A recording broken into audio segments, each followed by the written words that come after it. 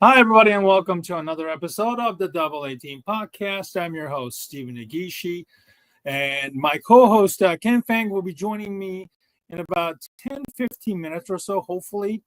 But in the meantime, for the next 10, 15 minutes or so, we are very honored to welcome back this guest. We've had him for maybe about 3 years ago. He is still working for The Athletic as a social media team member. Mark, good evening. Happy Sunday to you and happy Father's Day. I hope you're doing very well wherever you might be tonight. I'm good over here. Hope you guys have been well as well. It's been a minute since I've been here, but always happy to see you. Thank you very much. And I apologize. We got a little bit of a delay in our start tonight because my internet's acting a little bit weird. And you might hear a little bit of a lag between our conversations. So I would like to offer my sincere apologies to Mark and to our viewers well in advance. If there's a bit of a lag or if you don't hear us talking for maybe for a few seconds, that explains why. So we wanted to apologize to our listeners. So, Mark, thanks for joining us. And I know it's been a long, long time since we last spoke, Mark. Just wanted to ask you your role with The Athletic and tell us about how you got into the industry and what exactly is your role with The Athletic, which has kind of become a standard, and a lot of people start to subscribe and follow Athletic more than ever.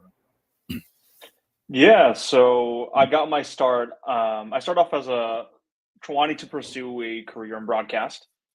So I started off in the broadcast track, and slowly but surely, I kind of discovered that um, I wanted to get into social media because it was something I was doing on the side to support my broadcast work. But then at a certain point, I was like, well, this is kind of like everyone's kind of going digital at this point. Why not make that switch?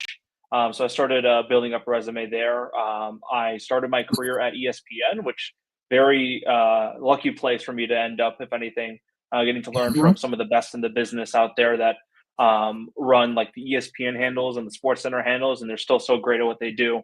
And I joined the Athletic about 4 years ago, and I think in that time, maybe when I initially spoke to you guys, they were either in the early stages of the acquisition from the New York Times, or they were still in Right. that startup phase. So I think Yes. not too much has changed, I would say, from that amount of time to now. Maybe it's more of like a workflow sort of thing, but I think my job at the company has relatively stayed the same, and something I take a lot of pride in, which is how we could take the great work that the journalists are doing at the Athletic and amplifying it and having it reach a social audience. Because I think, especially with the amount of great reporting and great features and column writing that we have in place, it makes my job that much easier that I'm so invested in the work and passionate about um, what the company is aiming for, to where it makes my job a lot easier as to like how do I sell it to an audience on social, and how do you get to adapt it from one audience to another. So the same way that we approach Twitter or Facebook versus Instagram may all be different sort of approaches. And my job over the past few years and to this day is how do you kind of take it and package it right for each platform, just because each content experience is different. And I've had at least over 7 years of experience now working in sports media, and especially for these high profile companies. So a lot of it's kind of being able to translate a lot of the work that's already being done, and being able to find it a home in each of these different places, I would say. What is the biggest difference between the office culture between ESPN, which obviously is a big name, and that's the place Hmm. that everybody would like to work at some point, Hmm. versus the Athletic, which has been, I wouldn't say maybe new kids on the block, but they're the up and comer. And now with the New Hmm. York Times, buying the company and investing in it. What's the biggest difference in terms of culture between the two media companies?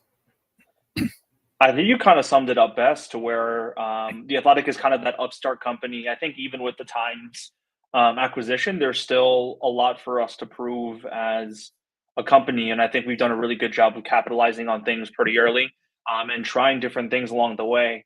So I'd probably compare it to like a David and Goliath situation, to where, whereas at ESPN, I think it's very much a situation of like all the resources are there, they have a great team and infrastructure set up.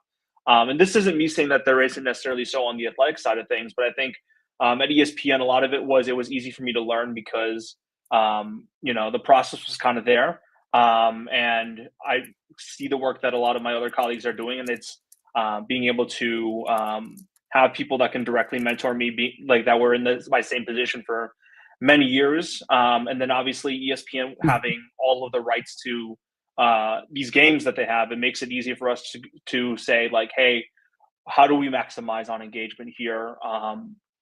When it comes to posting on social. But what I think I appreciate a lot about the Athletic is, the way that the Athletic stands in the sports media industry is such a unique place, to where it's not just, hey, we want to make sure we get sports news out, but I think it's the deeper purpose of like, how do you kind of take people past that first layer of news? So it's, if a trade breaks, like once the Kevin Durant trade breaks, like everyone's going to be on top of the news reporting that. But I think what the Athletic does so well is that sort of second layer of analysis and being able to hit the right notes when it comes to follow-ups. So I think having that sort of vision makes my job a lot easier when it comes to being able to not just find something to post on the day-to-day, but kind of help us find a content direction when it comes to posting on social and what makes the Athletic unique, not just when it comes to editorial, but trying to make that imprint on social as well. So it's two very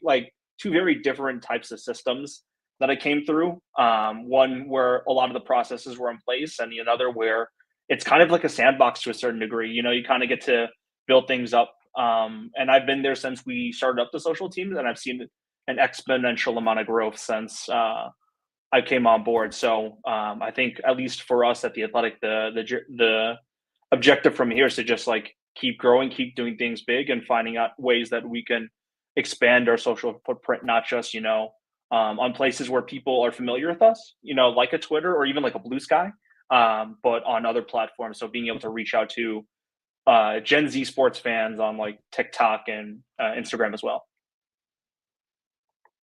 I apologize. There was a bit of a black screen right there, but as I was Mm-hmm. telling, the lag in the internet. Um, with so many social media platforms nowadays, TikTok, Instagram, Blue Sky, etc., etc. How do you come up with the, how do you come up with a strategy to, grab the attention of Gen Zers that you were just mentioning, who is a regular user of these, social media apps, and how do you and what is your role in it to maybe work with the other members of the social media teams, as well as your bosses, to suggest ideas to generate traffics? I think the biggest thing that comes to mind, and this will probably not be the first time I talk about this, is to kind of meet the audience where they're at. To where, again, like if Mhm. I were to approach packaging a story for NBA Twitter and maybe NBA TikTok is a lot different. Well, how do I package our analysis or this story, or sports, content in general, in a way that fits what our audience is looking for and what the Athletic stands for? So it's kind of being able to find that middle ground, and saying, one, like, hey, we're here for you, we're meeting you where you're at. And it's one thing if a company kind of approaches these platforms and does the same thing that they usually do. You kind of need to code switch a little bit. You kind of got to be able to speak the language of a TikTok or an Instagram. And I myself, I'm not a Gen Zer, so maybe I text my little sister every now and then about like, well, how do I reach these kids? But in general, a lot of it's like being able to immerse yourself um, in the audience and being able to understand what they look for and try to find ways to where, obviously there's a certain, vision and image that the Athletic wants to make sure that they uphold. So it's not like I'm going to start doing dancing videos necessarily on those platforms. But I think a lot of it's being able to, again, like give the people what they want and have a little bit of fun, because I think that, there's always a time and place, but social media is there to kind of be an escape for people and to be able to, they scroll on their like on sports TikTok and stuff. Like, well, how can we not just again like find and create content that's engaging to them, but also represents what we do at the Athletic. So a lot of it's being able to find that middle ground, and it's definitely a lot easier said than done. I think a lot of people um, can think it's easy for us to kind of just like go for the most amount of engagement, but I think a lot of it's being able to balance between what the Athletic does best and being able to provide in a way that is the most digestible for said audience, no matter where we're at. I think it's safe to say that next to ESPN, the Athletic has grown to a point where they're probably like the second most maybe recognizable name in the sports media or sports site nowadays.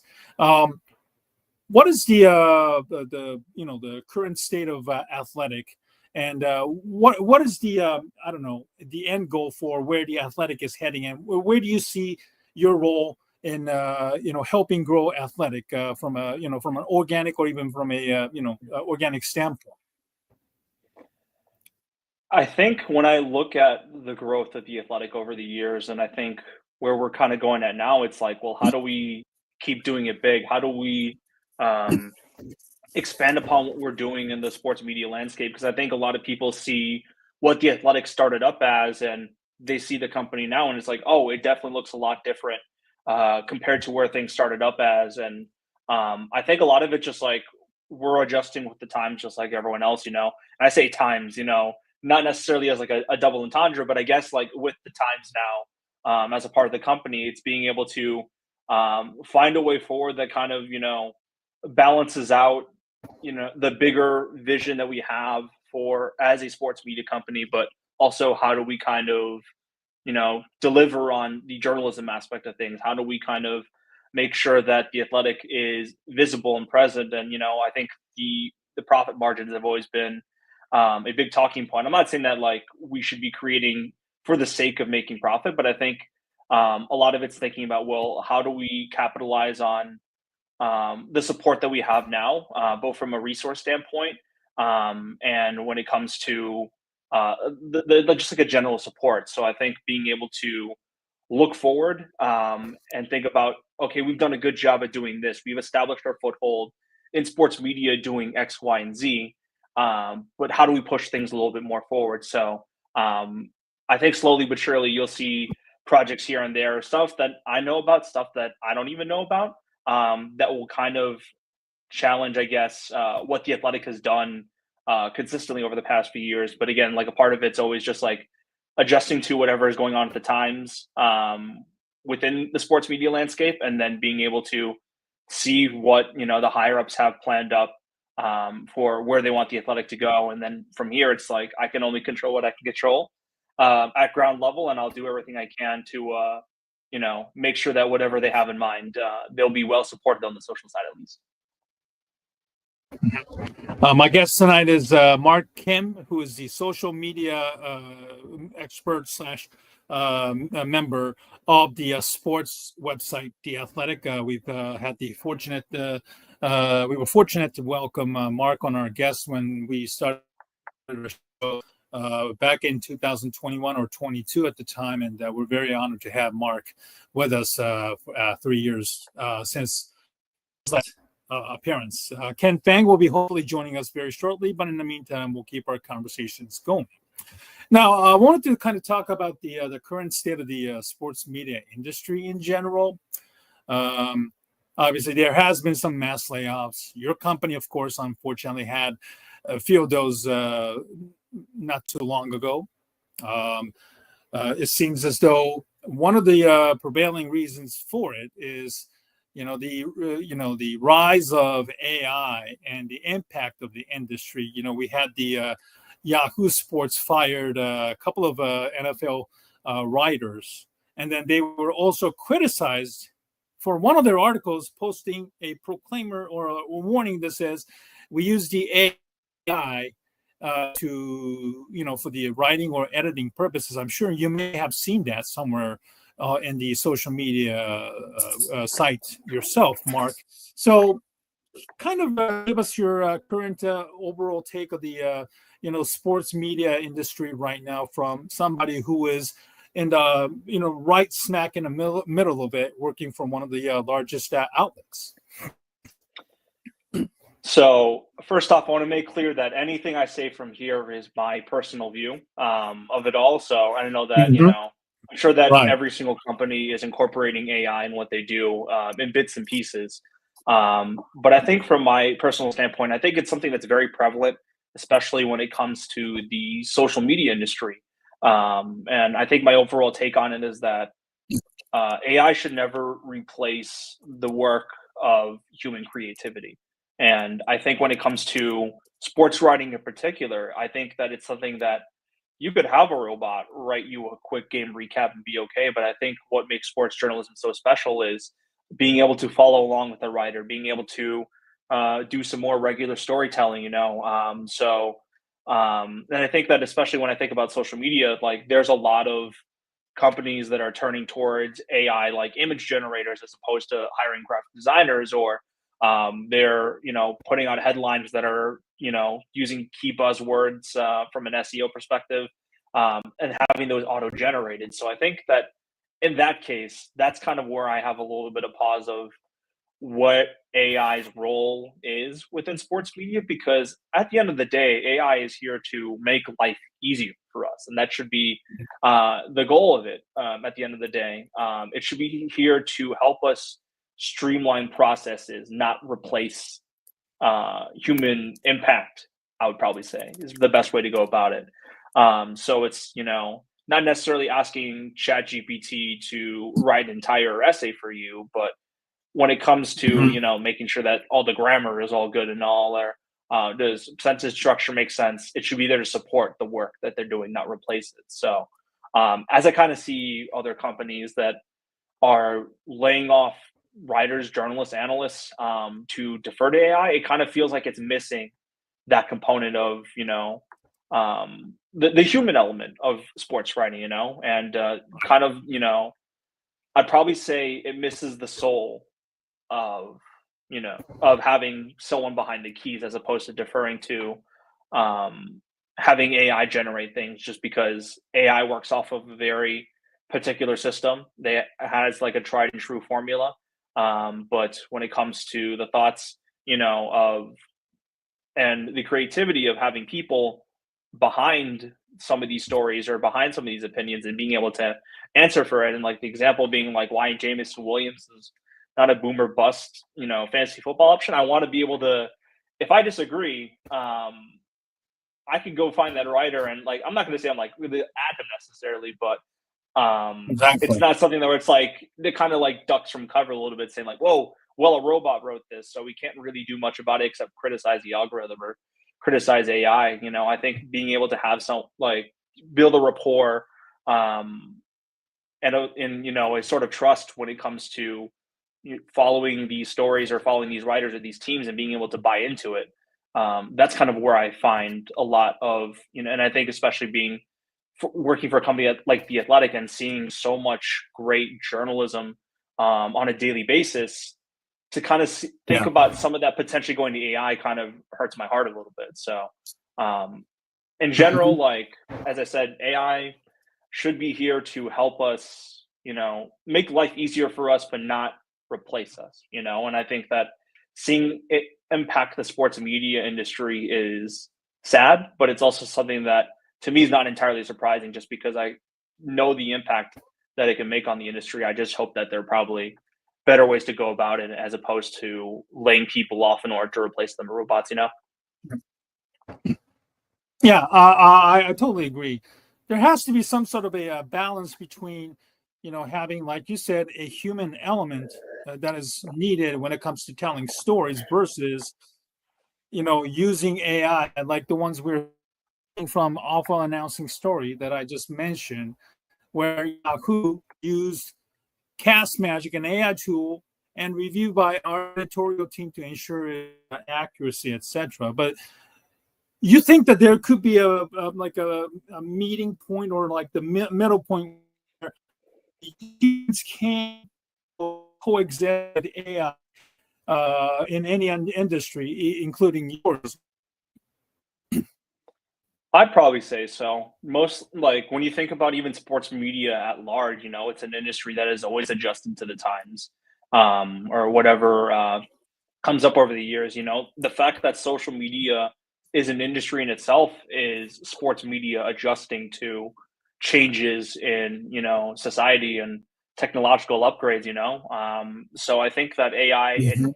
essence can play a role in that, but I think that there needs to be a lot of, because right now it's kind of like the Wild West. Everyone's kind of using it for different purposes and ideas, and I'm not saying that everyone's going to have that same sort of ethical line, but I hope it gets to a place to where generally within the sports media industry that you know um, it comes to a place where people can still keep their jobs even with AI being around, and it doesn't lead to mass layoffs. And it's sad to hear you know people lose their livelihoods because these are people that have families and have to pay the bills and Sure. stuff, and to kind of replace that manpower with you know AI is a little bit discouraging because and I'm sure that everyone's thinking this too, but it's like, well, who's next if AI is taking jobs from these writers, especially at a publication like Yahoo that is that's been around for so long and has so many respected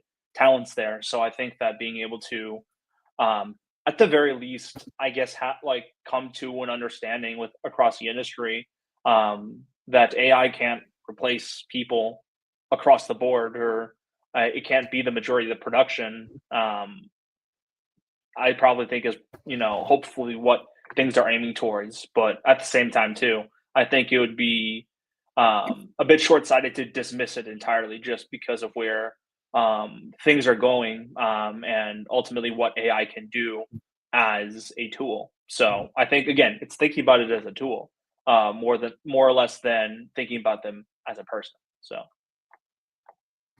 I think a lot of individuals who work in the industry, especially those who write, um, probably the a lot better way for these people to, keep their audiences and follow them wherever they laid off is through Substack or maybe developing their own website to kind of, continue their work going.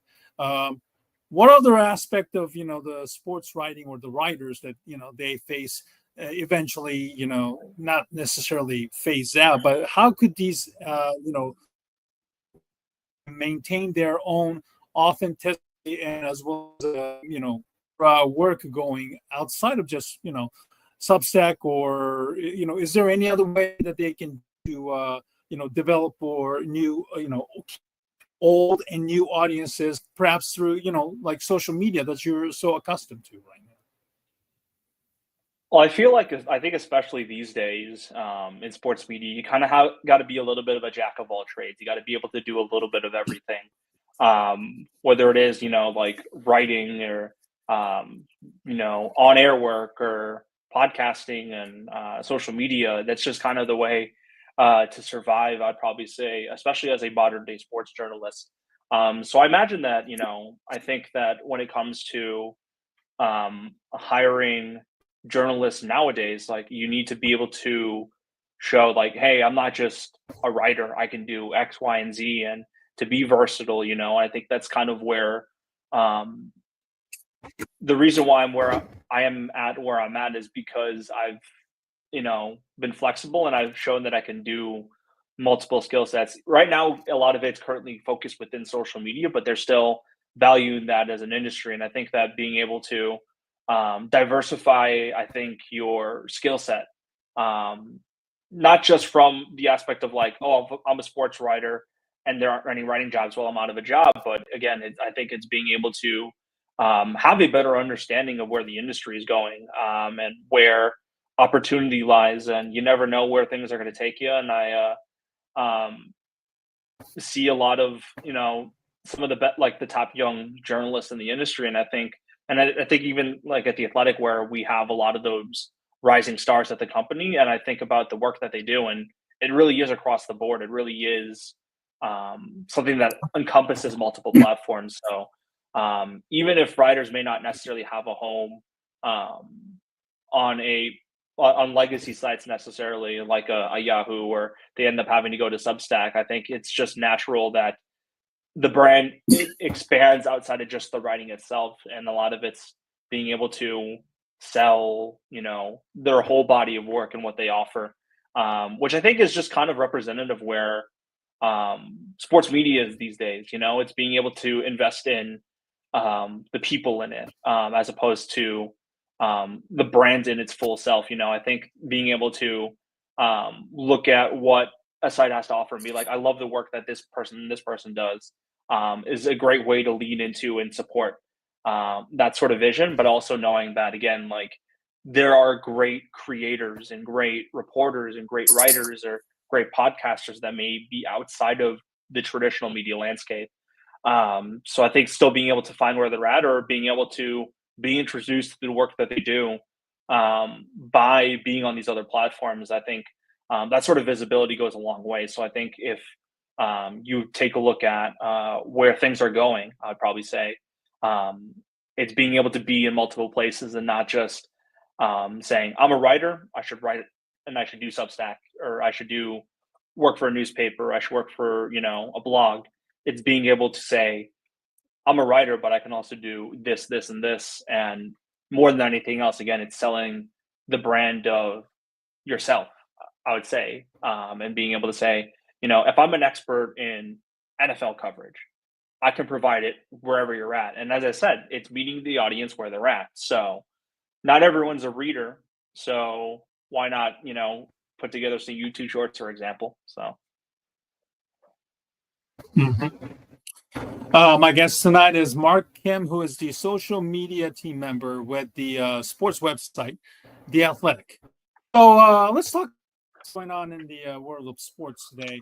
The NBA Finals is probably already down to the best of three now, with the series tied.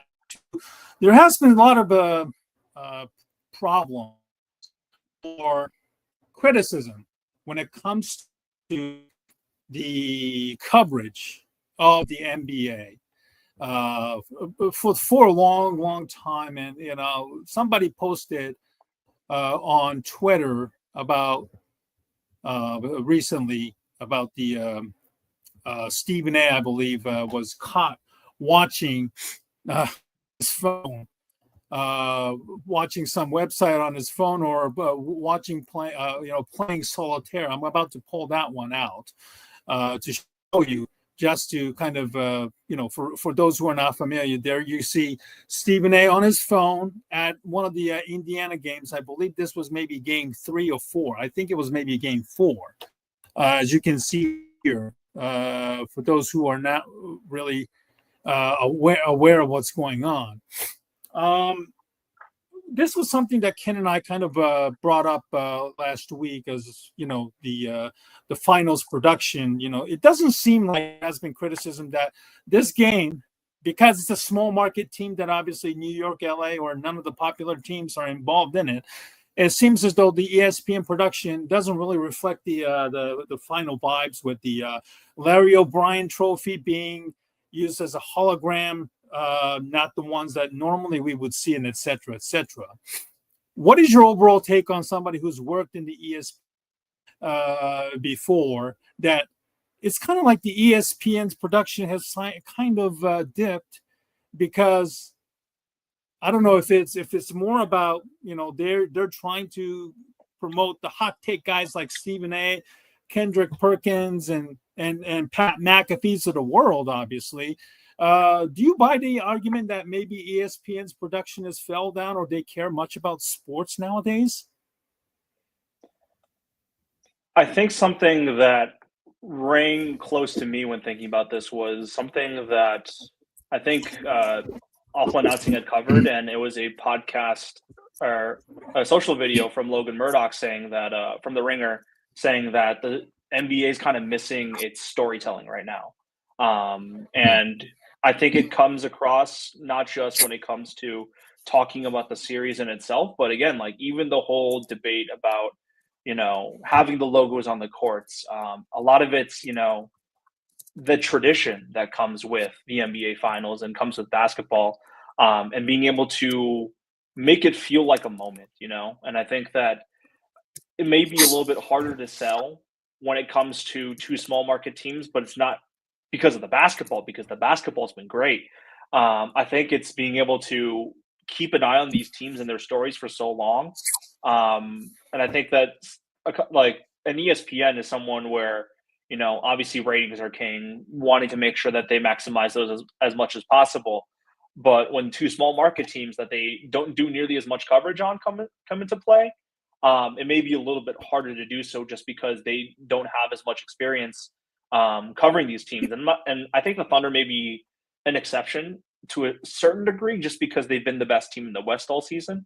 But I also want to talk about how, you know, entertaining these teams are from a storyline perspective, to talk about to where the Pacers are even in this spot and the run that they've gone on, and even the way that they've been built, from the Tyrese Halliburton trade and the Pascal Siakam trade to even the smaller names like the Aaron Nesmiths and the Andrew Nemharts and Mathurin Obi Toppin. I think a lot of it, again, like when you go back to the storytelling bit, it's being able to not just say like, well, these are these two teams, and obviously like the Pacers have had such a great run in the postseason in the second half of the season to get to this moment, but how and the why, I think, is kind of what is missing right now.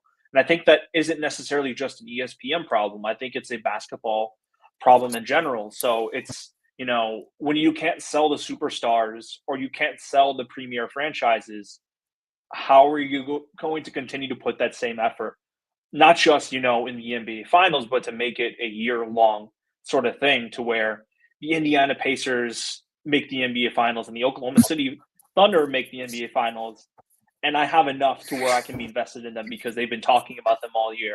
We know the stories behind these guys, and there's a bit of excitement to the lore of, you know, having a guy like Halliburton and a guy like Shai Gilgeous-Alexander in the finals. So I think being able to build that sort of investment year round, I think is something that the NBA needs to figure out across the board. It's not just, you know, an ESPN problem, and I don't think it's fair to just say it's an ESPN problem. I think it's a basketball problem, and I think that a lot of these smaller sub conversations are a result of this bigger problem. And I hope that, and I've seen progress to where the NBA started to talk about some of these smaller teams and these up and coming stars over the second half of the season. They started doing that little by little, but I think they got to keep the same energy throughout the entire year. Being able to talk not just again about the dramatics and the storylines of the superstars, but like let's talk about the game. There's so much to love about the NBA. It's been in a great place. There's like a lot of parity. There's a lot of great rising young talent. Why not talk about it all? I know it may not necessarily be the flashiest thing to talk about, but I think a lot of it's that sort of long-term investment into the NBA and into basketball. And I think that again, it's not just an ESPN problem. That's, you know, this is about, or not just an NBA problem. I think it's a basketball discourse problem, you know, and maybe that's just a result of living in the social media age and the times that we live in, to where, again, maybe ESPN's meeting people where they're at and talking about the things they want to hear about. Because I know that the social numbers definitely reflect, you know, talking about a LeBron James will bring more engagement. That's been a no-brainer. It's something I've seen firsthand, both at ESPN and outside of it. But I think it's, and this is kind of what I think about where the Athletic comes in and what I'm so proud of the work that we do over here. It's again, like, how do we care about basketball, not just, you know, for its stars and, you know, all of its flashes and stuff, but how do we tell these stories across the board and year round and make people smarter and make people more invested, and maybe not the, you know, biggest stars. And those are great entry points. I would say it's great ways to talk about the game casually, but how do you get more hardcore basketball fans that are invested in what happens? I think comes with, you know, the storytelling at the end of the day. Mm-hmm. Since we're talking about Stephen A here, there are people wanting Stephen A being removed from the NBA broadcast. Obviously, he was recently, a couple of days ago, I believe this was Friday, He was insulting Giannis Antetokounmpo, whose career would be a failure if he only wins only one title. Mhm. And people were very much upset about how Stephen A continues to use his own platform to degrade players to his liking. Now, some cynics would say, because his New York Knicks are, involved in a trade rumor for Giannis or anybody else, as shortly after they fired Tom Thibodeau, and have been struck out in their search for their new head coach. Does ESPN need to remove in the wake of him being caught doing solitaire, as is when that this game doesn't capture interest, so it's not on, or something like that? Or do you feel like that's a censorship that shouldn't necessarily be that? I think thinking practically, Stephen A is their biggest star on the network. I don't think there's any chance they take Stephen A off the Fortunately broadcast. and unfortunately to some people, yes. Mhm. And maybe this could be a chance for redemption. I think maybe this is a moment to where he sees this entire thing pop up. Obviously, he playfully joked about it on social media, but maybe this is could be a sign of like, I need to prove people wrong. Let me talk basketball, or you know I'm not sure if that's necessarily going to be like a full change of heart from him necessarily, but knowing that he's probably not going to be taken off the air for this, it's something that, in my opinion, will probably just be water under the bridge, even if it does feel like an affront to the NBA media in general. I don't know. It's something that you can only hope that he learns from and gets better from as a result. But I'm not necessarily sure, even just because of the logistics of taking someone like Stephen A. off a broadcast would have even bigger headlines outside of him just kind of continuing to do his thing. Again, I don't necessarily support playing solitaire while covering the NBA Finals in the middle of a game and using that platform to degrade players. But maybe again, it's something that knowing that in reality, this is like when it comes to, in the grand scheme of things, I think that this when people talk about Stephen A. It Smith hurts his and the credibility NBA sort of overall. discourse, yeah, It really hurts his hmm credibility. yeah, I'd probably say that it does hurt, but we always knowing who Stephen A. Smith is, at least his public persona, like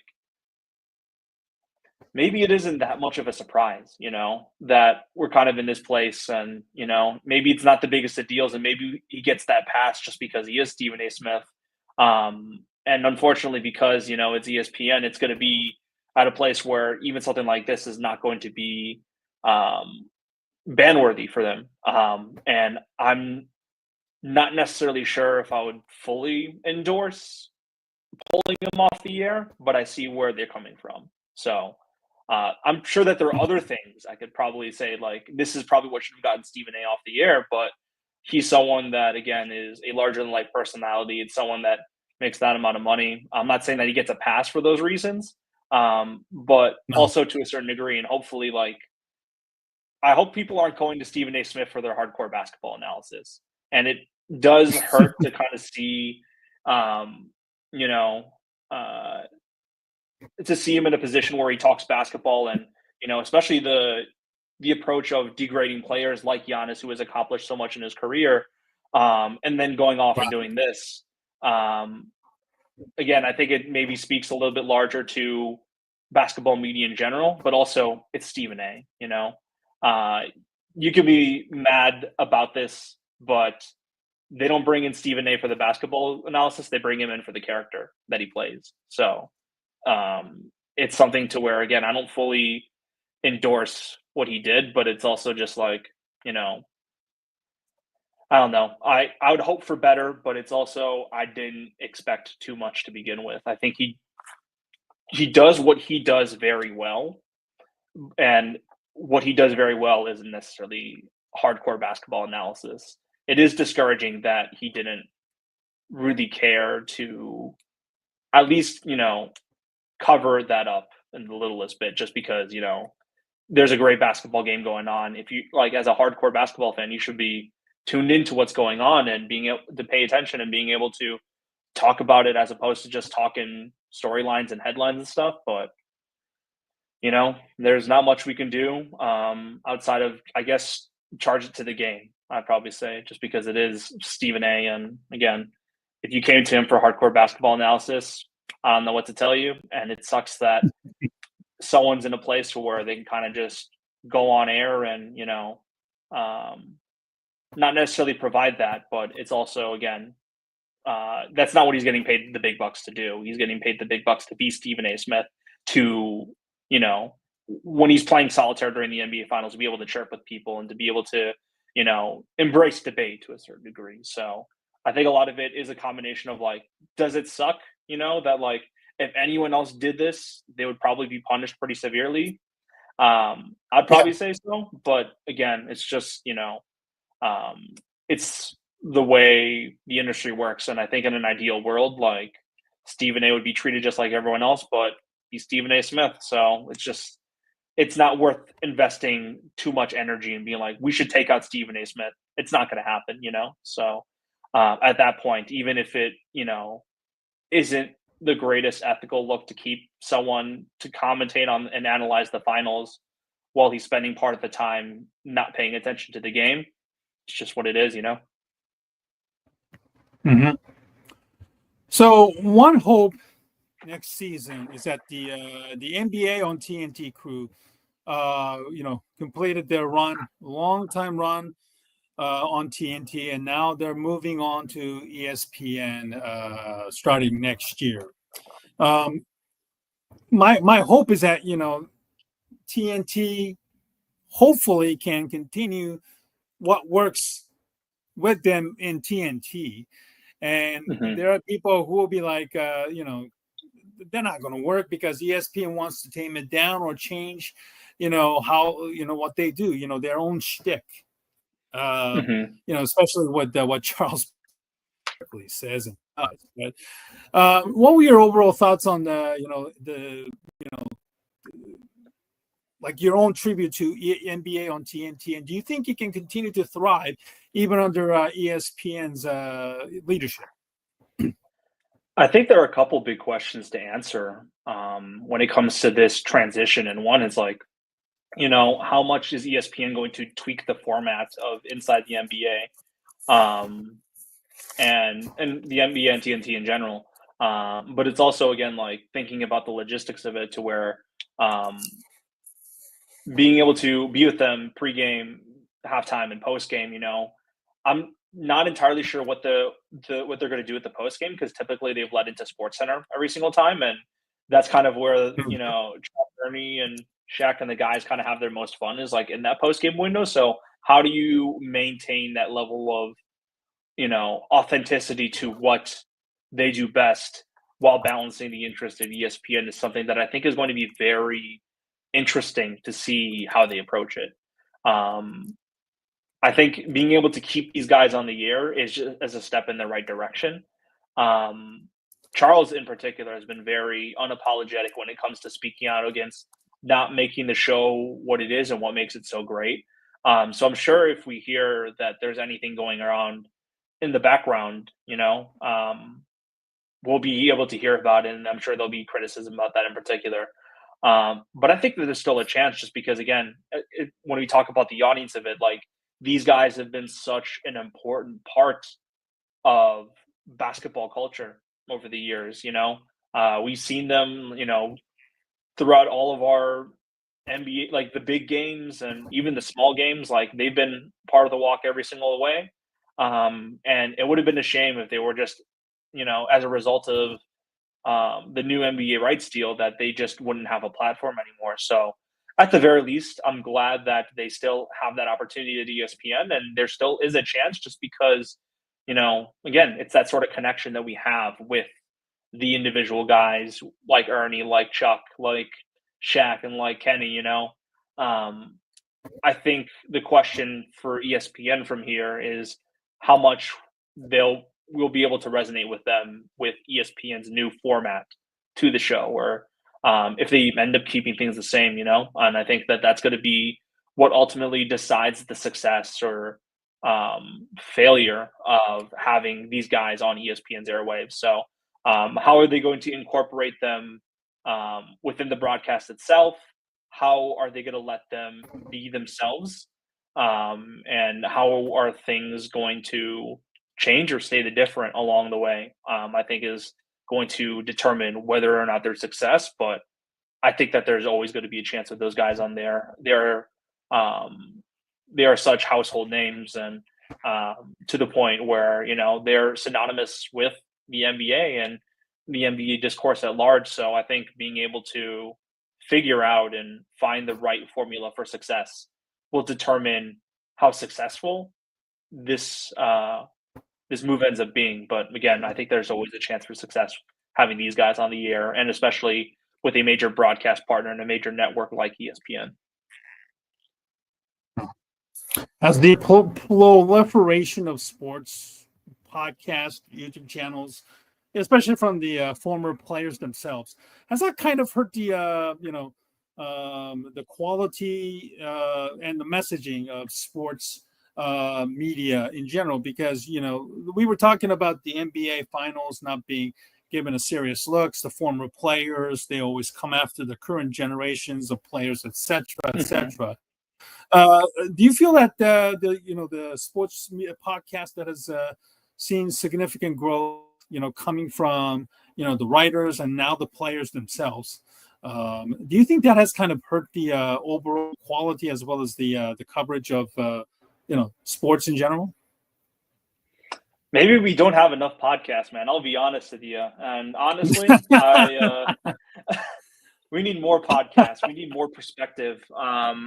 As long as it's not spreading hate necessarily. But I think that it's, something I remember hearing is that the easiest thing you could do, a listener can do is turn off a podcast. So if the product's not good and, day in and day out, a certain podcast is not doing what it should be, or it's not attracting the right type of listeners, then the audience will respond. So I think some of the process kind of weeds itself out, but I don't think it hurts to have as many people share their perspectives as possible, even if it's different players, or different coaches, and let everyone have a shot. I don't want to necessarily feel like we're gatekeeping sports podcasts because, you don't have this perspective. You never know who's going to emerge in these spaces. And you hope that it's for good reasons and not bad, and sometimes you end up with a guy like Jeff Teague, who kind of emerged out of nowhere.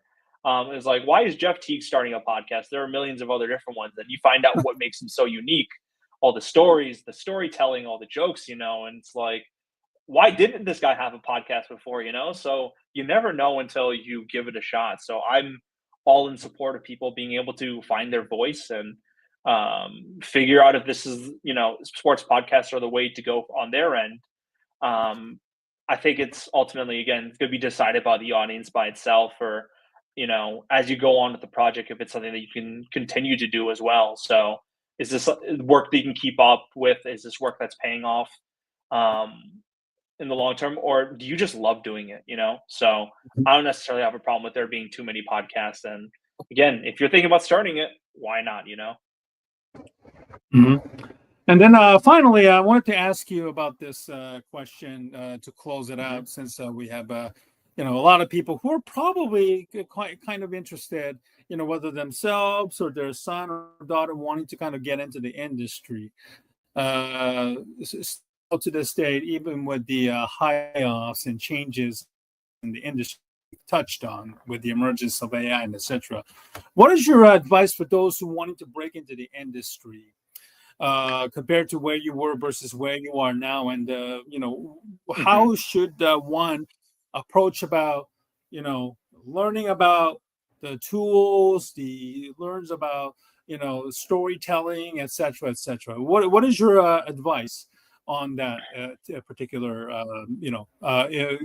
getting into the industry and how to, not only survive, but also find a niche and thrive in this day and age?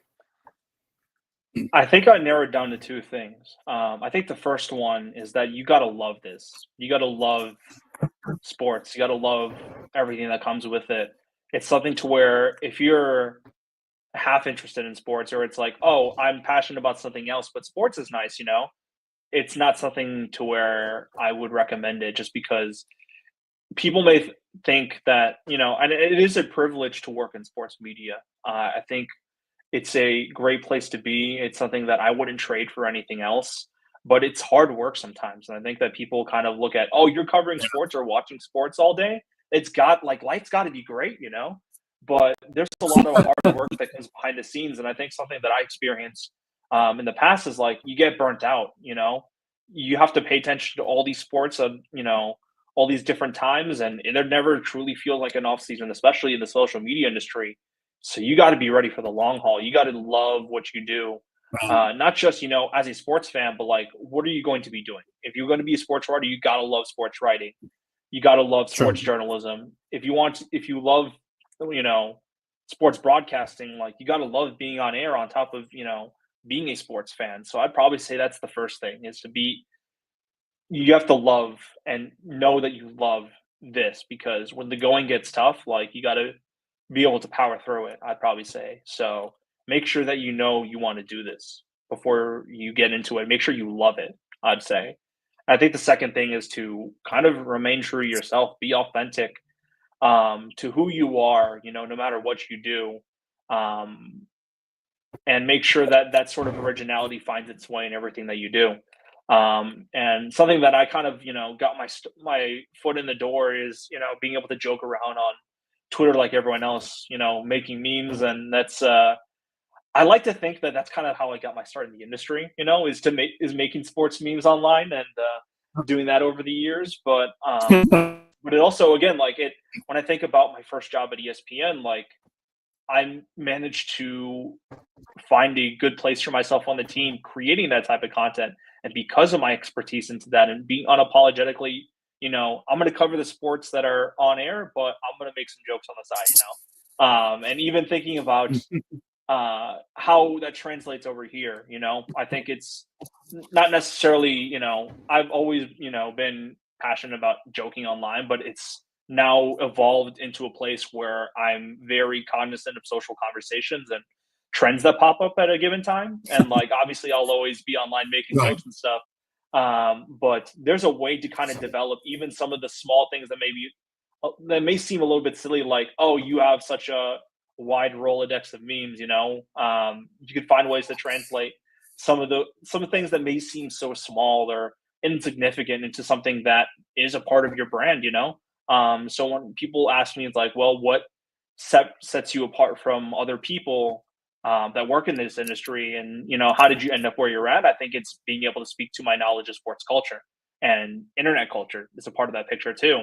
So there may be ways where you can code switch, I guess, some of your passions, and being able to adapt it to a more professional environment, but don't stop being who you are. Don't stop doing what you do or being good at what you're good at. I think a lot of it's just, there's a good way to channel it, and you'll find the right one, as long as you just kind of stay true to yourself, and if people see the vision, so just keep doing you, and make sure you love doing you. So that's probably the best advice I can give right now.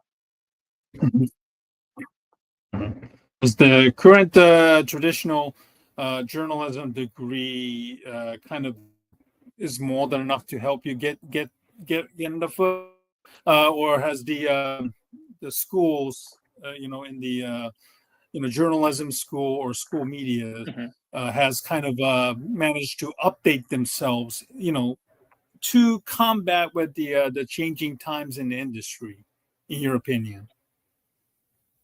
I'd probably say there are good reasons to have both of these different paths, to where sports media is accessible outside of journalism school and sports media is accessible within journalism school. I think that there are benefits to both, and I definitely encourage people to take a journalism path, if they want to enter sports media in particular. But the fact that there are paths outside of it to where you can, as long as you can do the work, it's not going to matter, whether you have a degree or not. But at the same time, it is important to know and, prepare yourself as much as possible. So I think when I think about my time in journalism school, and I came out with a broadcast degree, and I don't broadcast, I'm broadcasting to you right now, and that's, maybe the most on air time I've had in a little bit.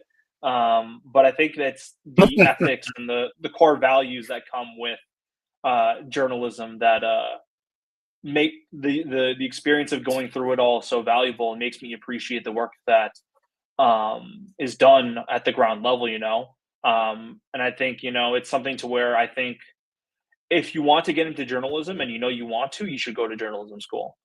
If you're deciding a little bit later, that's okay. You just got to start putting in the work. And I think regardless, no matter what, I think being able to have experience, being able to have a portfolio is more important than saying that I got this diploma. Journalism provides you more, the journalism school provides you more opportunities to get that experience versus, if you were to like switch degrees or do stuff like that, you might have to go a little bit more outside of, I guess, traditional schooling to get that sort of education. But as long as you have that education, as long as you have that work and you have that experience, then, it doesn't matter if you went to journalism school or not. So I like the fact that it's so accessible these days to anyone that wants to get into journalism. Again, we are a no gatekeeping, we're on the side of no gatekeeping out here. So if you want to get into sports media, go for it. But I think, if you want to talk about what best prepares you, maybe like the journalism school practices may not seem as updated, but it's stuff that you all need to know, I would say. So when I think about, starting off at ESPN, where a lot of it was making sure that, the best content got out there every single day. But now at The Athletic, to where I can channel a little bit more of my sports journalism background and thinking about those journalism ethics that come into play, I think that experience has been really valuable to what I do. And maybe not everyone's not working for a sports journalism website, but even just having an understanding of how media works goes such a long way to where, again, if you know early, or you wanted to make the switch now, you should go for it. But I also don't want people to think that the only way into sports journalism or sports media is through journalism school or going for a master's degree. As I said, if you do the work, it doesn't matter. You just got to make sure that you know what you're talking about. Mm-hmm. One last thing, since you're a big NBA guy, and I know from looking at your tweet, you're a big Pistons fan, right? Oh yeah, I am. Okay. I live in Michigan right now. I happen to be in the Detroit area. Obviously, this year has been simply an amazing season compared to where they were a year ago when they had the worst record in NBA under Monty Williams. And now they are, they finished as a fifth seed and gave the New York Mets a run for their money. Unfortunately, they fell through. But what do you think is the Pistons' biggest need this offseason? And how confident are you that the Pistons are able to take that next step? Because, we saw Orlando make that massive trade this morning involving Desmond Bain to maybe push themselves a little more closer to the, the title. What does Pistons need to do that? And with getting Kevin Durant, although it doesn't seem like he wants to come to Detroit, but what kind of player outside of Durant, in your opinion, that could help maybe elevate the Pistons to that lofty status? Before I dive into that answer, as someone that was a Detroit fan raised in Chicago, I empathize with your struggle being a Chicago fan out in Detroit. I'm sure it's not the easiest of times right now. But again, it's something that I'm all too familiar with. So hang in there, man. There's a lot of people out there, I'm sure, fighting the fight that you are right now in Detroit, which great city. I'm glad that you get to experience it out there, especially around the summertime. When I think about what the Pistons need to do next, I think a lot of it is, I think it's very safe to say that I think the easiest way to go about it is to run it back. I think that there's still untapped potential. It's still a very young team. They don't need to necessarily put the gas on, but at the same time too, they've just come off one of their best seasons in, ages. So why not keep the ball rolling? And I think a lot of it comes to opportunity.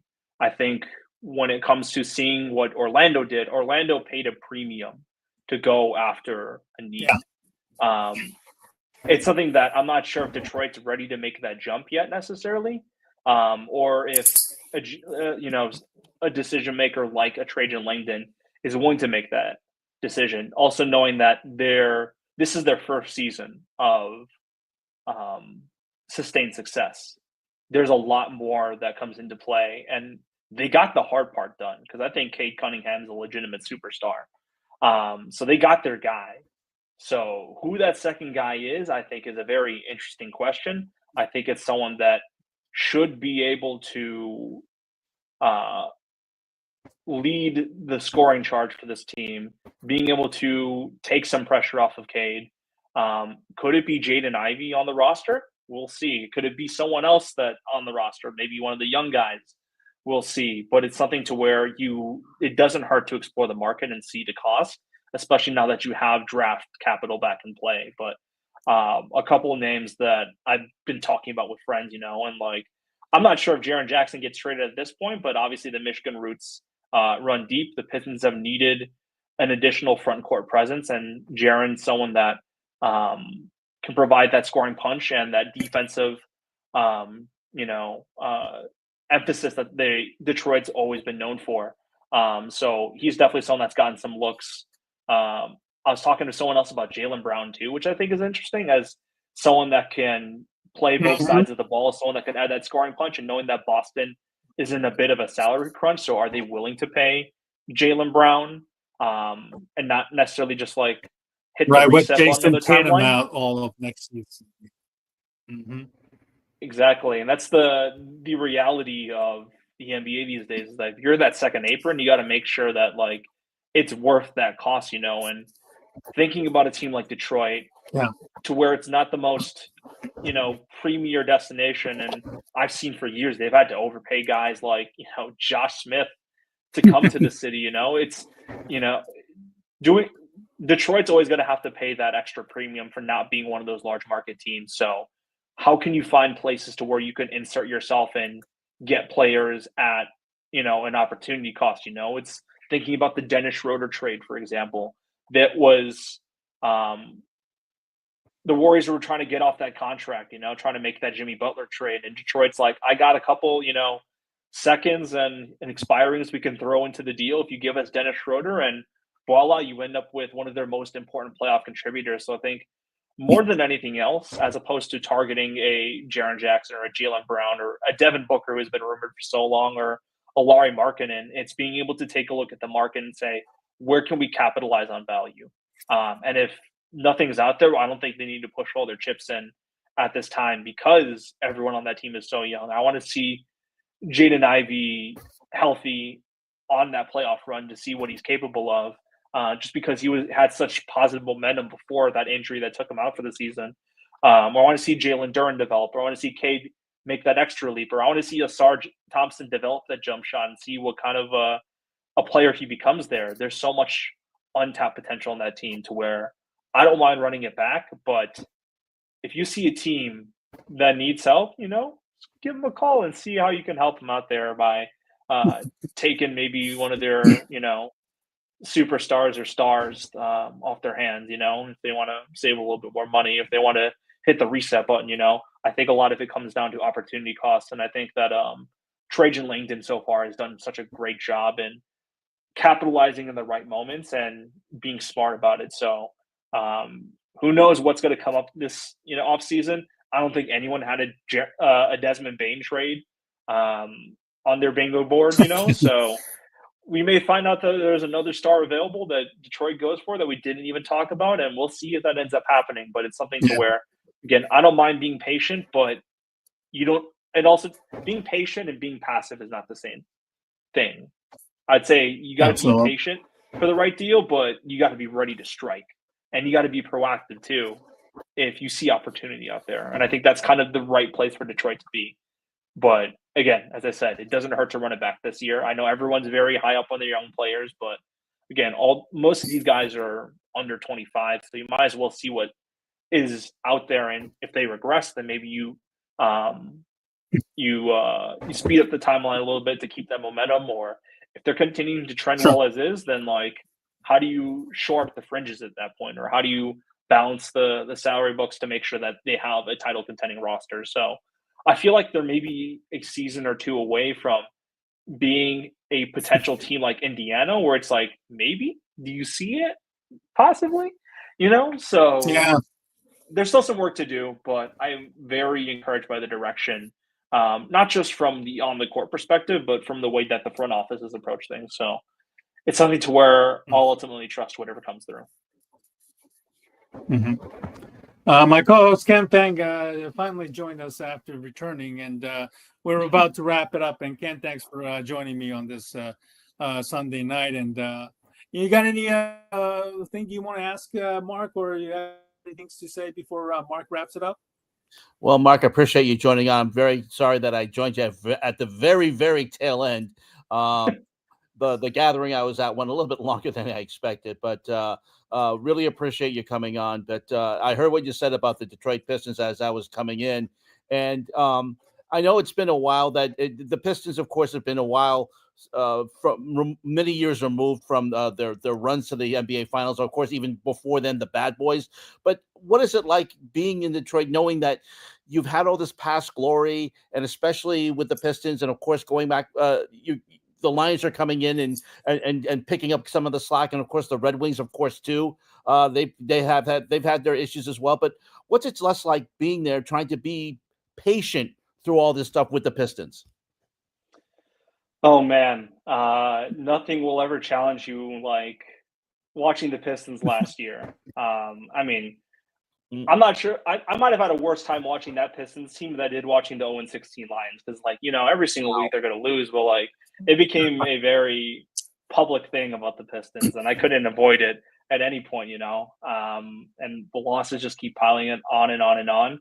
But it's what makes these moments so much sweeter. It's making that jump from being that sort of last place basement dweller to a playoff team, like it's why we love sports so much. It's these stories, and like you can't enjoy the highs without experiencing the lows. And I've experienced a lot of them, in my many decades of being a Detroit sports fan. But it's been especially encouraging to see the Pistons make the jump that they have. The Lions become one of the NFL powerhouses. Like, imagine telling past me 10 years ago that the Lions would legitimately become one of the best teams in the NFL. I would have called you crazy. And even for the Tigers, too, somehow becoming one of the best teams in Major League Baseball after the run that they've been on from that last postseason. I was very curious as to, like, if that momentum would translate, especially striking out from the Alex Bregman sweepstakes. I was like, oh, do they have the juice to sustain that momentum? And the answer is yes. As a Red Sox fan, sorry for getting him for you, taking him from you. Hey, none taken. I think we're both doing just fine, Mhm. and maybe whenever Bregman gets back, or I'm not sure if he is back right now, but it might soften the Devers trade a little bit. I'm sorry to hear about that, but I haven't. I just saw that headline flash on before I I popped just in saw here. it too. Yeah, I'm still baffled by it. But then again, there's many things I'm baffled about by the Red Sox man. But that's a long PhD master's thesis that I will have on another day. I'll save that for an entire episode with you and Steven to unpack all of that between that and even the. I'm not going to do it here. I don't want to open up to those old wounds, but in general, it's a place where you Yeah. know a lot of it means a lot to me to watch the Lions and the Tigers and the Pistons do where they're at, because I think they've embodied what Detroit is all about. It's not Mhm. necessarily having the flashiest names on the board. It's something that they earn every single day. It's looking at, the way that Dan Campbell speaks to his team, and you look at that guy and it's like, that's Detroit. You see Isaiah Stewart, like, not taking any crap from anyone, even if he, gets into too many squabbles, and says that's Detroit. It's when you talk about the bad boys, it's having that mentality a little bit and taking a look at these guys, kind of earned it in the mud. Thinking about even like looking at the Tigers and the redemptions of Spencer Torkelson and the redemption of Javier Baez, who I'm pretty sure I've tweeted at least like 15 times I wanted him out of Detroit, and now I'm like, oh wow, he's a decent baseball player again now, So it's something to where that sort of resilience has represented, and that sort of like that toughness has represented Detroit sports that I see in these teams, and it makes it the struggle all that much more worth it, because it's not just a team that there always have to be lucky breaks for a team to be as good as they are, but it's one that I have even more pride in the rebounds that they've made, not just because of where they've been before, but who they are now, and because they embody the city of Detroit and its different aspects. So it's been a joy to watch the Detroit sports renaissance, and one that I'll continue to push for online. So pay attention to those Detroit teams out there, because they're coming, and they're coming sooner rather than later. So the Tigers timeline moved up quite a bit. The Lions have been here, and maybe you'll see the Pistons up here next. So it all depends on what happens these next few months and weeks, and maybe even years.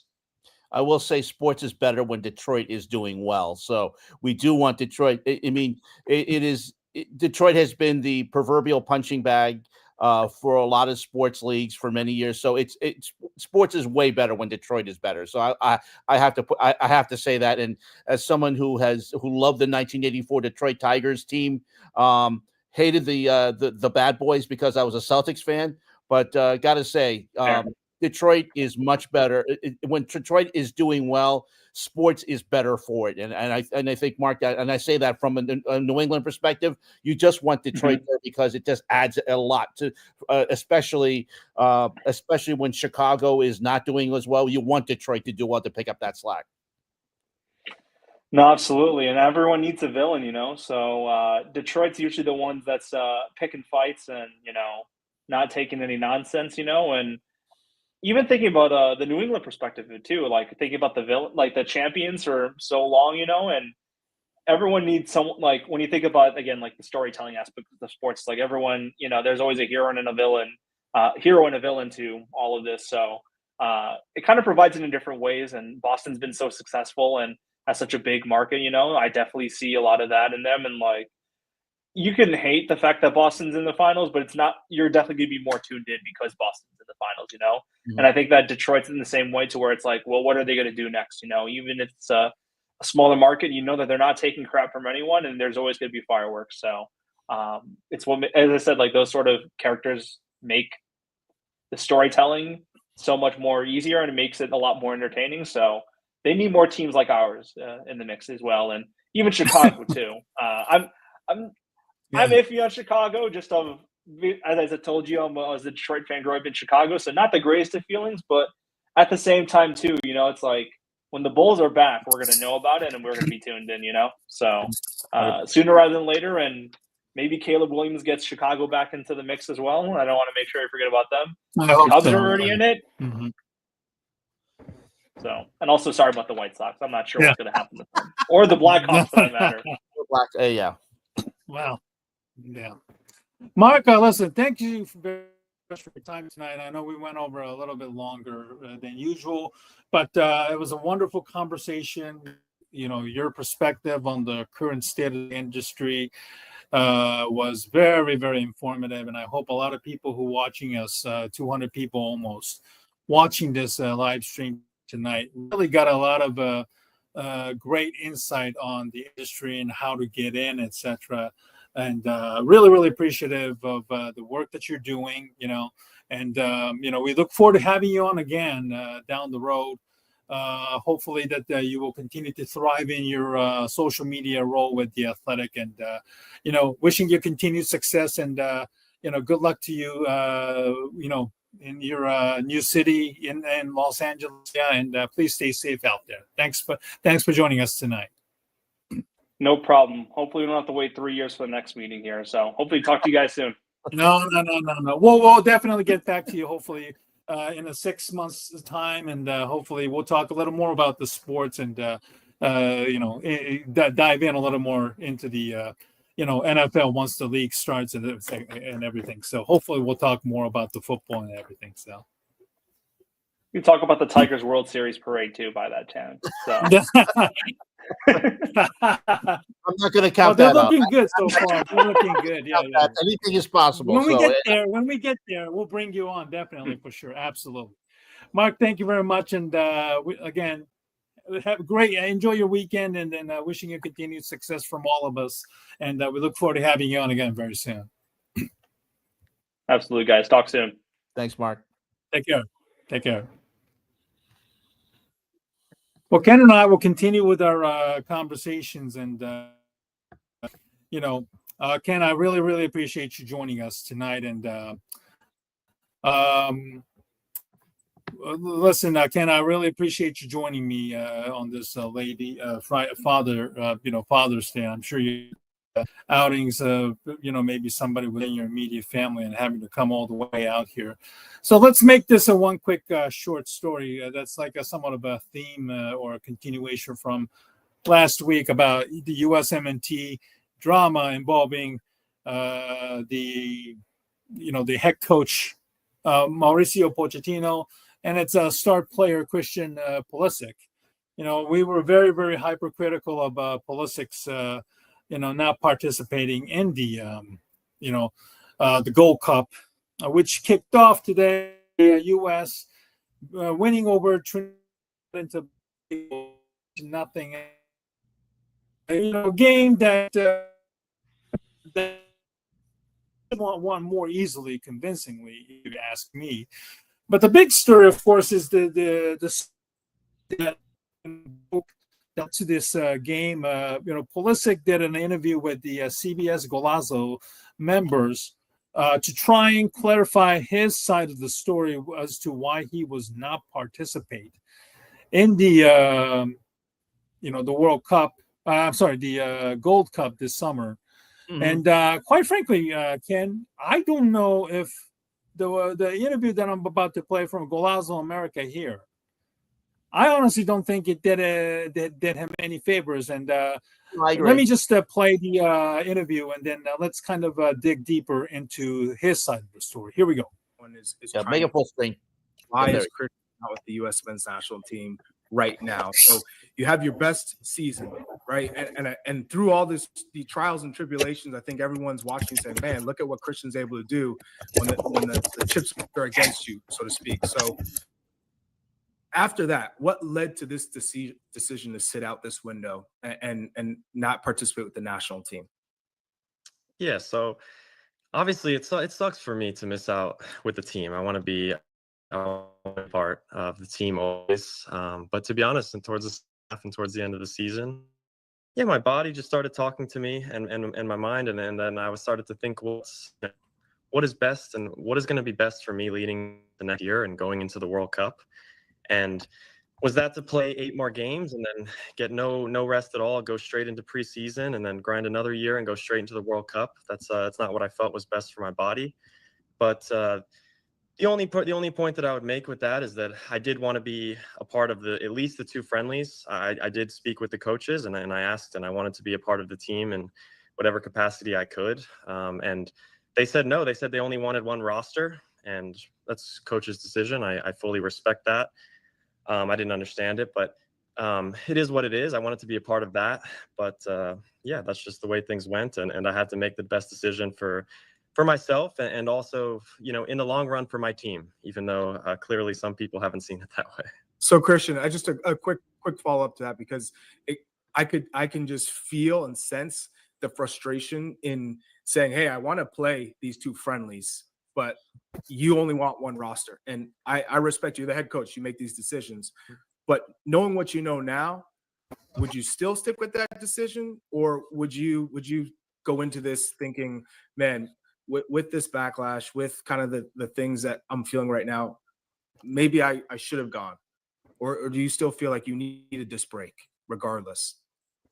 No, I don't regret my decision. I think it's the right thing for me. The way I'm feeling right now is honestly really good. And I'm excited that I'm already going to start getting back into training again this week and work on some things that I've really wanted to work on myself. And I know that it's going to put me in an amazing position leading into the next season. So I stick with my decision. All right, and so the whole premises of this interview, obviously, he wanted to certainly set the record straight. But in my opinion, this interview really did him no favor. What do you think? No, I agree. Look, I didn't see the whole thing. I read clips of it from the aggregators. Jimmy Conrad was great getting him on. I forget who that was talking to him. I think that was. I think it was Charlie Davies. The other one was Charlie right. Davies. Yeah, that's right. So I'm. First of all, you can't pick and choose when you want to come back. Okay, you can't pick and choose. Okay, No. and correctly, Christian Pulisic said, "Yes, it's a coach's decision," and Pochettino wants to have the guys he wants to get ready for the Gold Cup. Absolutely. And you just can't pick and choose. Right. I'll play the 2 friendlies, but then I'll take the rest of the summer off. Again, we talked about the UEFA Nations League and the people and the Portugal team, all of them said to a man, I want to play because for my country. This uniform means more than me. Christian Pulisic apparently feels he means more than the uniform. And the fact that he dragged a bunch of players with him to take time off. I mean, look, you're injured, you're hurt, you can't play. We understand that. Okay. If you have an injury that is totally prevents you from playing, fine. But you're just taking time off because you want to take time off.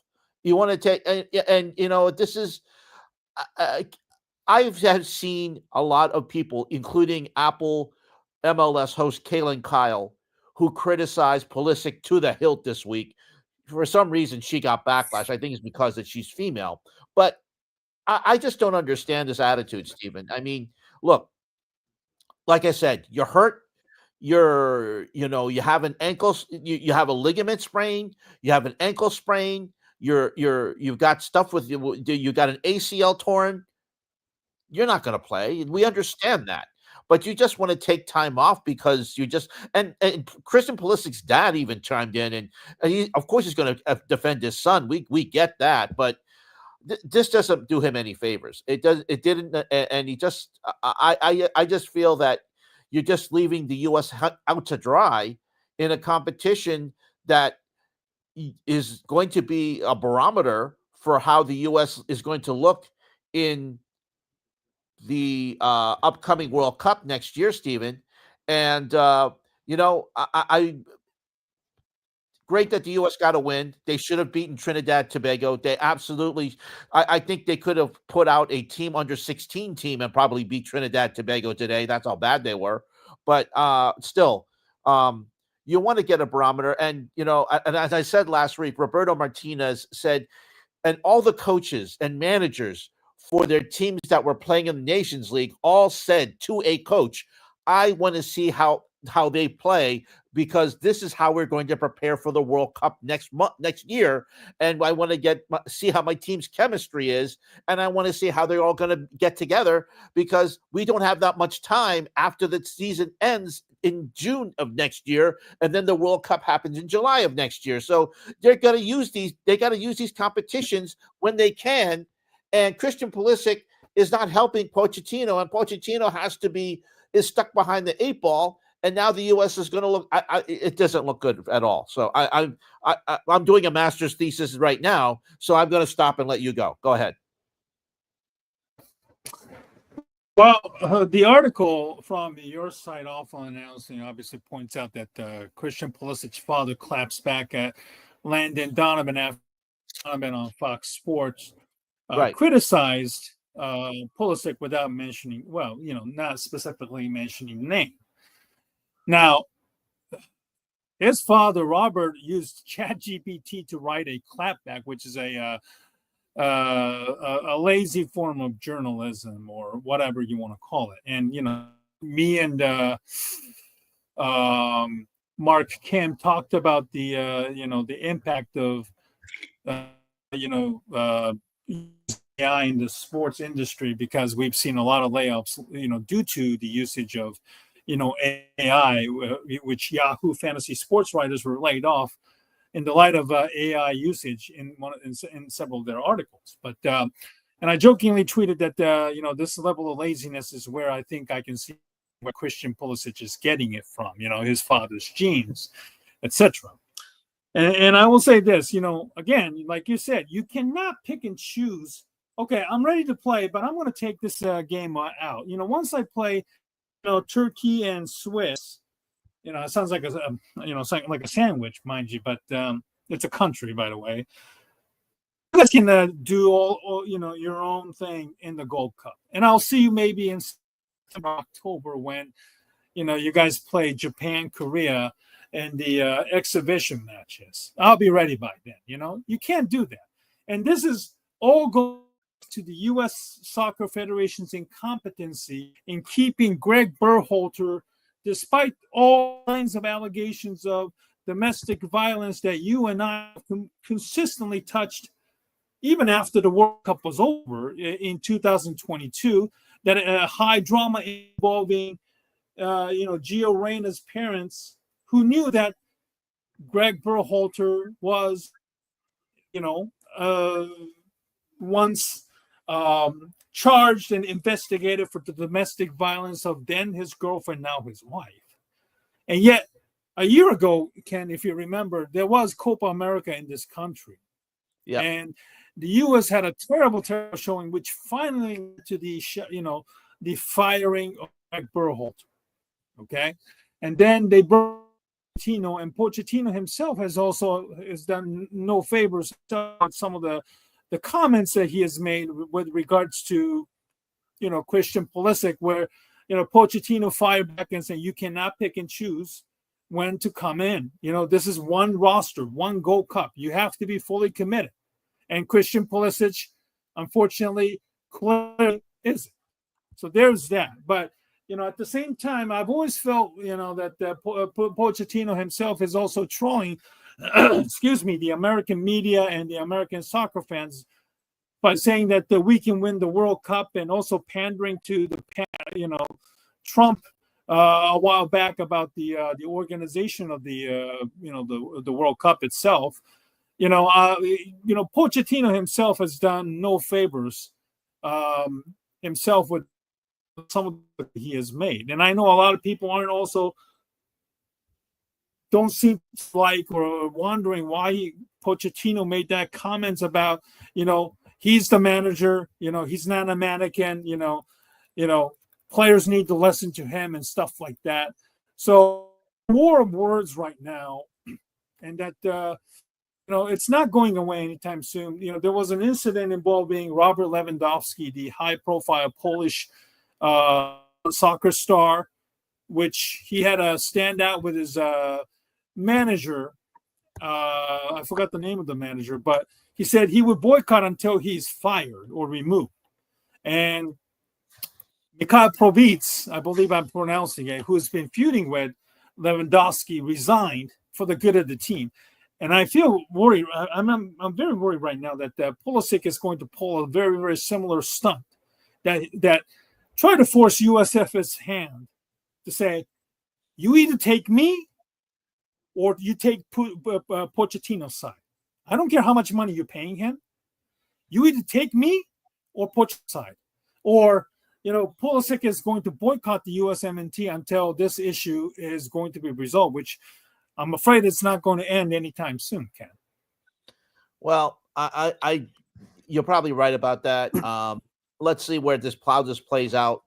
But I'm very disappointed in Christian Pulisic. He's shown ever since he came on the scene, he was supposed to be like the poster child and supposed to be like the savior for U.S. soccer. Take the next, be the next generation after Landon Donovan. But instead, he hasn't done himself any favors with his behavior, especially this past season, and especially refusing to play for the Gold Cup. So I hope it doesn't get to that point, as you mentioned, where he just says it's him or me. Let's hope it doesn't get to that point. but you know, he may have an ego to feel that yes, that he can pull this. So U.S. Soccer has to support its coach. Why do you have a coach there? Why did you hire him? Why did you just can't? Exactly. And they let, and unfortunately, with in the case of Greg Burkholder, they let the inmates run the asylum. They pretty much Exactly. so they can't allow a repeat of that. And the reason why they brought Pochettino in is because he is a headstrong coach, and we've seen him in the past, whether the clubs that he's coached. However, I think he's been handcuffed here. He's been handcuffed with U.S. Soccer, and like I said last week, I wouldn't have been surprised if he decided to leave. But you know, I don't think he's going to do that. He's an honorable man. He's gonna see this through. He feels he has a great opportunity, but unfortunately, his star player has decided that he is going to pull this type of behavior, and it doesn't help at all. And it's not helping the U.S. Soccer team. It's not helping the program, and U.S. Soccer has to support him. They've got to. They just can't say, "Oh, I'm so sorry." You know, let's just let the inmates run the asylum. Let's allow that Christian Pulisic. Let's support him instead of Pochettino. They can't do that. They hired Pochettino to be different than what we have seen with Burkholder. They cannot allow a repeat of this, and I'm afraid, Stephen, that's where we're headed. Well, let's hope so. Well, let's hope not. You know, because for the sake of U.S. soccer and the incompetency displayed by U.S. Soccer Federation is simply embarrassing. Again, you said it best. You let the inmates run an asylum, and that's what happened.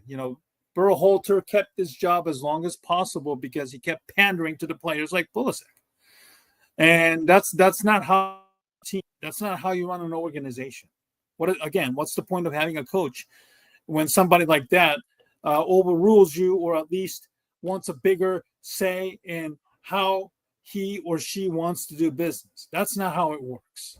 And I was on Tactical Manager YouTube channel live stream, and I was sending him the super chat about maybe Pulisic will retire from the USM and U.S. soccer as soon as the U.S. loses, whether they get grouped out or whether they lose in round of 32 or 60.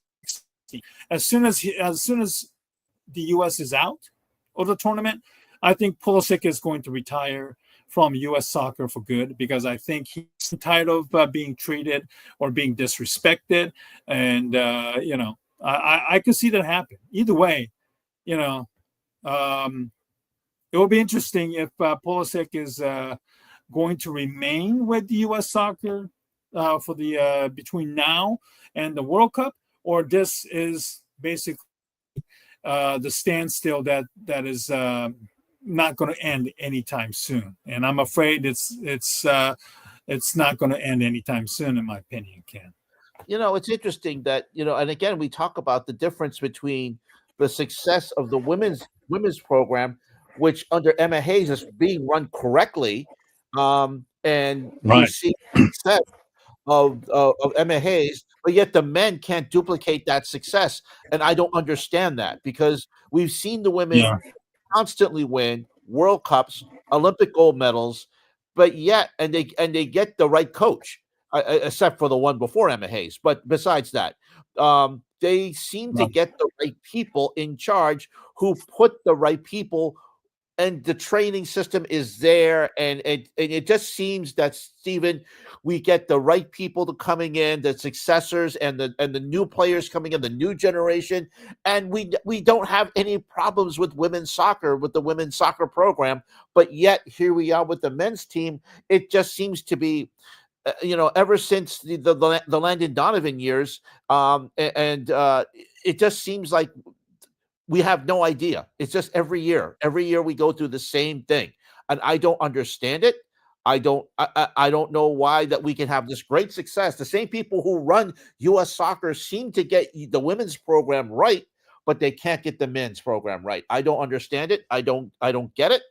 And until we see I don't expect the men's team to win a World Cup. I just want to see some sustained success to get past the round of 16 to get to a quarterfinal.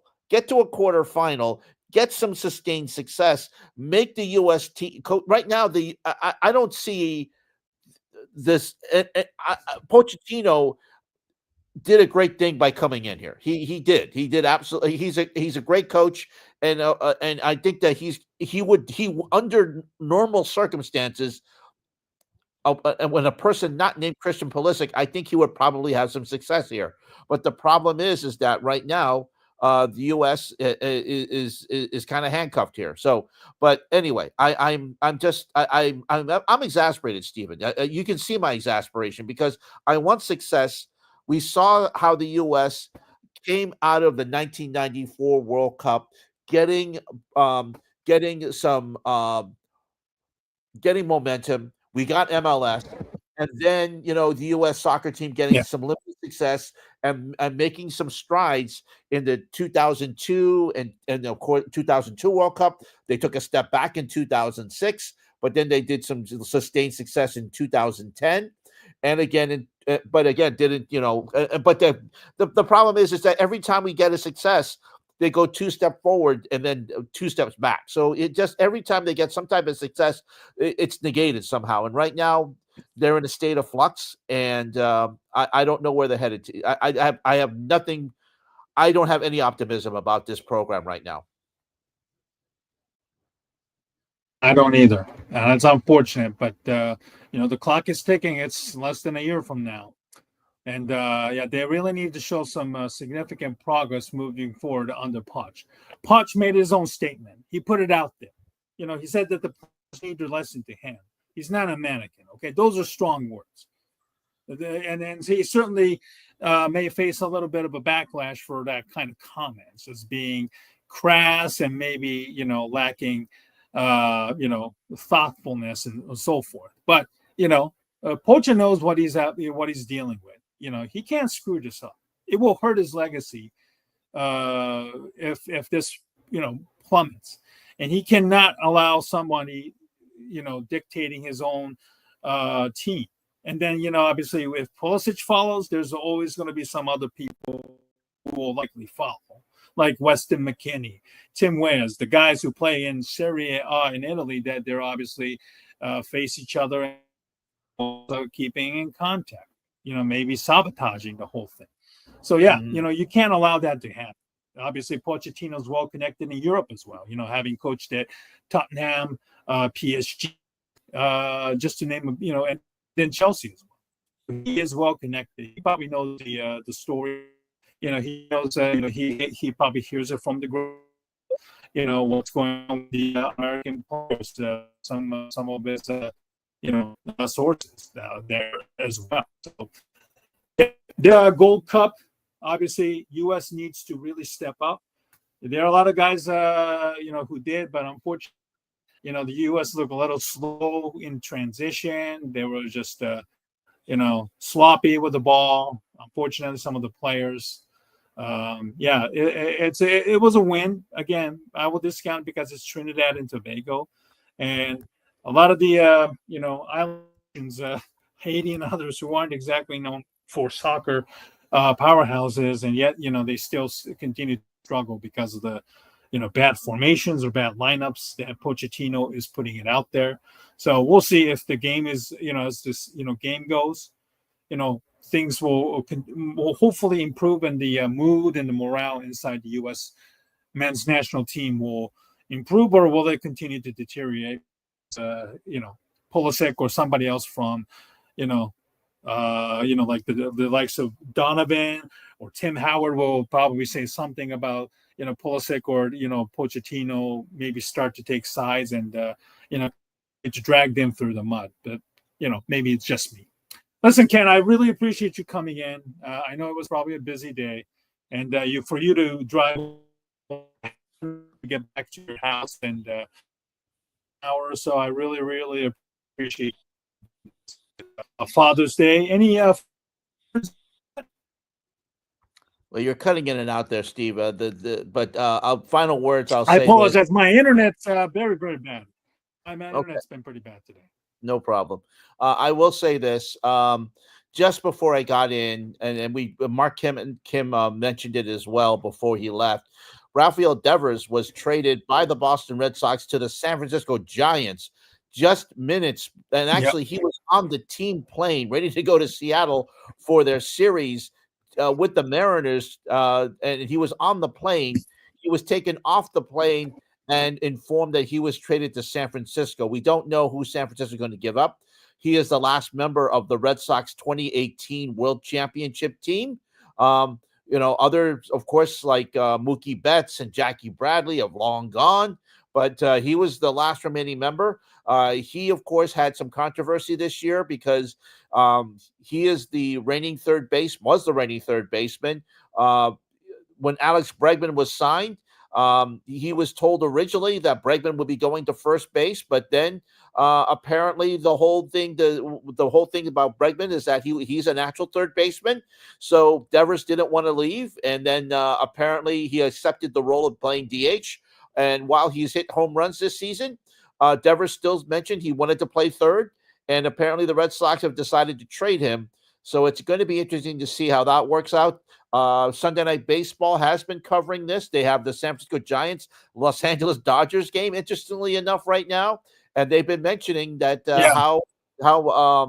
I've been seeing graphics how they feel that Rafael Devers would be playing in San Francisco in their park. So that's going to be interesting to see. I'm very exasperated by this Red Sox management, how they've been treating the team and how they've decided to stop emphasizing spending on the team and just spending more, being more like let's just trying to make money instead of and cutting back on the salaries and players, and basically handcuffing Alex Cora, their manager, who's been trying to do it the best that he can. So we'll see where this goes, Stephen. But I think it's a very interesting trade. And one thing that there's breaking news just as I arrived in my house tonight. That trade pop up. I think I had to let it sit. I know a lot of people were probably scratching their head. When Sharon he had broke to be true, and I'm very curious. Giants definitely needed another bat. On paper, they may have gotten like a headache, for the lack of better terms, for a guy who's given them so much grief for playing, first base, third base, and I know that was a high drama.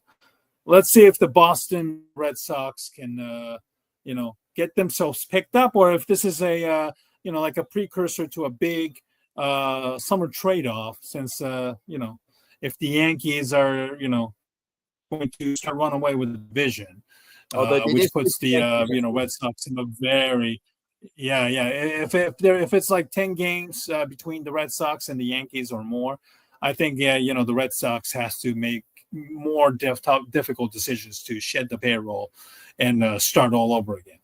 Ken, it was a pleasure doing that with you for about 30-40 minutes or so. I hope you enjoyed it. And I really appreciate the 210 people, I should say, joining us tonight for our conversations with Mark Kim from The Athletic. It was very, very informative. And, for those who missed it, I hope you can catch up the entire interview with me and Mark on our YouTube channel that's listed on our screen, youtube.com/@Fangs. The Ken's sports website that we have posted all of our live streams. So you can catch up on the past interviews as well as past shows we've done together in the past. Father's Day to you. Thanks for joining me tonight. Next Sunday, once again, 7/6 Central on the Double 18 podcast live stream.